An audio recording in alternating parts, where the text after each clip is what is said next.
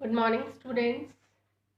Previous class के अंदर हम लोगों ने आतंकवाद जो है वो उसका टॉपिक हमने देख लिया था। आज हम राजनीति का अपराधीकरण जो टॉपिक है हमारा वो हम स्टार्ट करेंगे। देखिए, जैसा कि नाम से ही समझ में आ रहा है कि राजनीति के अंदर जब आपराधिक तत्वों की संख्या बहुत अधिक बढ़ने लगती है तो उसको हम राजनीति का अपराधीकरण कहते हैं। अर्थात जब अपराधी जो हैं वो राजनीति के अंदर प्रत्यक्ष या अप्रत्यक्ष रूप से अपनी भूमिका निभाते हैं तो वो राजनीति का अपराधीकरण कहलाता है। देखिए, जब हम स्वतंत्र नहीं हुए थे उससे पहले जो भारतीय हैं उनका जीवन जो है वो बहुत अधिक कष्टमय हुआ करता था। उनके जीवन में बहुत अधिक कठिनाइयाँ थी और ऐसा माना जा रहा था कि जब हम आज़ाद हो जाएंगे उसके बाद में जो गरीबों का जीवन है उनके अंदर कुछ ना कुछ बेहतरी आएगी, उनका जो जीवन स्तर है वो कुछ ना कुछ ऊंचा उठेगा।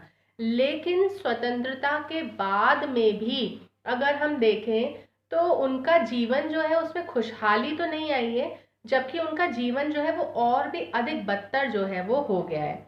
अभी तक अगर आप देखेंगे तो जो गरीब तबका है उसको विकास का जो लाभ मिलना चाहिए था या जिस हिसाब से देश की प्रगति हुई है उसका जो लाभ जिस प्रकार से देश प्रगति कर रहा है उस अकॉर्डिंग गरीब वर्ग जो है उनको लाभ जो है वो नहीं मिल रहा है। स्वतंत्रता के बाद में भी जो अमीर वर्ग के लोग जो हैं वही लोग जो हैं अधिक लाभान्वित हुए हैं। इसका जो एक रीजन है वो ये कहा जा सकता है कि भारत की जो राजनीति है उसके अंदर आपराधिक तत्व जो है उनकी संख्या में बहुत अधिक वृद्धि होती जा रही है।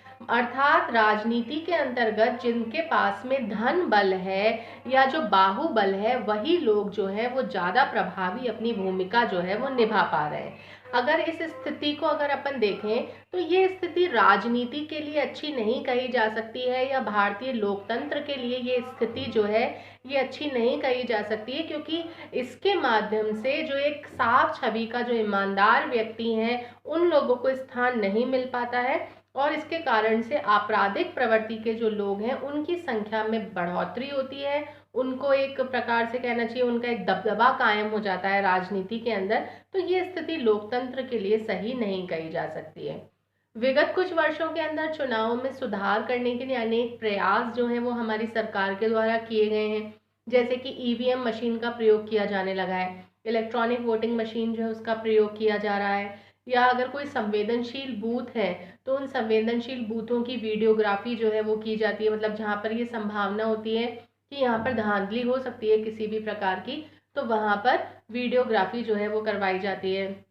वर्तमान में निष्पक्ष चुनाव पर्यवेक्षक जो है उनकी नियुक्ति भी की जाती है।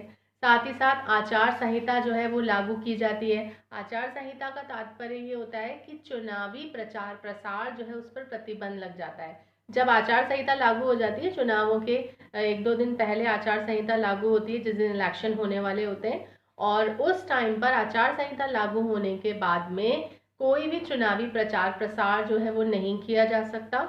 और साथ ही साथ सरकार जो होती है वो कोई भी लाभ की नई योजना जो है वो नहीं चला सकती है।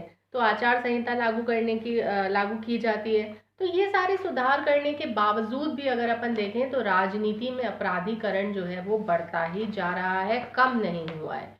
ठीक है, अब इसका एक अर्थ क्या होता है राजनीतिक अपराधीकरण का, तो इसमें आप ये बताएंगे कि जब आपराधिक पृष्ठभूमि, इसका अगर शॉर्ट क्वेश्चन के अंदर आपसे ये पूछा जाए तो आप लिखेंगे आपराधिक आपराधिक पृष्ठभूमि के लोग प्रत्यक्ष या अप्रत्यक्ष रूप से राजनीतिक प्रक्रिया को प्रभावित करते हैं।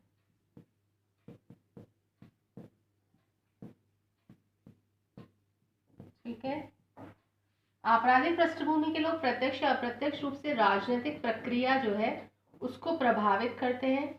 मतलब जब राजनीतिज्ञों द्वारा अपराधियों की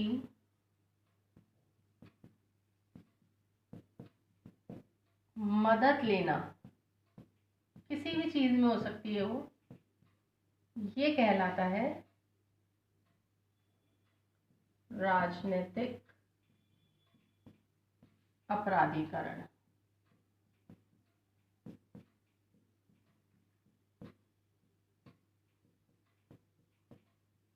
ठीक है। आपराधिक पृष्ठभूमि के लोग प्रत्यक्ष और अप्रत्यक्ष रूप से राजनीतिक प्रक्रिया को प्रभावित करते हैं, और राजनीतिज्ञों द्वारा जब अपराधियों की मदद ली जाती है समय समय पर, तो उसी को कहा जाता है राजनीतिक अपराधीकरण। ठीक है। मतलब अगर आप देखेंगे कि चुनाव में आने के लिए, चुनाव जीतने के लिए, सत्ता में बने रहने के लिए जब भी राजनीतिक अपराधियों की मदद लेते हैं, तो ये कहा जा सकता है कि राजनीतिक अपराधीकरण हुआ है। देखो, अपराधी और राजनीतिज्ञ दोनों जो है वो एक दूसरे से सांठगांठ करके रखते हैं। जैसे अपराधी जो होते हैं वो राजनेताओं को चुनाव जिताने में, इलेक्शन टाइम के अंदर उनकी मदद करते हैं, उनको चुनाव जिताते हैं, और जब वो जीत जाते हैं तो वो राजनेता उन अपराधियों को किसी न किसी प्रकार से राजनीतिक शरण देते हैं, और इस प्रकार से दोनों जो हैं वो एक दूसरे के स्वार्थों को पूरा करने का प्रयास करते हैं। तो कहने का तात्पर्य यह है कि राजनीतिक और अपराधियों के बीच में जो सांठगांठ बनती है अपने स्वार्थों को लेकर के, उससे राजनीति का अपराधीकरण होता है। ठीक है। अब इसके कुछ कारण दे रखे हैं इसके अंदर, एक एक लाइन के हैं। जैसे कि गरीबी और अशिक्षा, बेरोजगारी जो है वो राजनीतिक अपराधीकरण का रीजन कहा जा सकता है, क्योंकि जितनी ज़्यादा गरीबी होगी, अगर लोग शिक्षित नहीं होंगे, उनके पास काम नहीं होगा, तो वो गलत रास्ते पर चलेंगे, है ना। या फिर जो राजनेता है या राजनीतिक दल है वो भी साधनों की पवित्रता में विश्वास नहीं रखते हैं, वो अनैतिक भ्रष्ट साधन जो है उनका प्रयोग करते हैं चुनावों के अंदर। पुलिस, राजनीतिज्ञ, नौकरशाह, अपराधी, इनमें परस्पर सांठगांठ होती है। सब अपने उद्देश्य जो है उनको पूरा कराने की कोशिश करते हैं, अपने अपने स्वार्थों को पूरा करते हैं, जिसके कारण एक जना दूसरे को लाभ पहुंचाता है, और जब वो कोई पद आदि प्राप्त कर लेता है तो वो दूसरों को लाभान्वित करने की कोशिश करता है। ठीक है। कानून जो होते हैं वो प्रभावशाली ढंग से अगर लागू नहीं हो पाए हैं आपके देश के अंदर, तो भी इस प्रकार की प्रवृत्ति जो है वो बढ़ती है।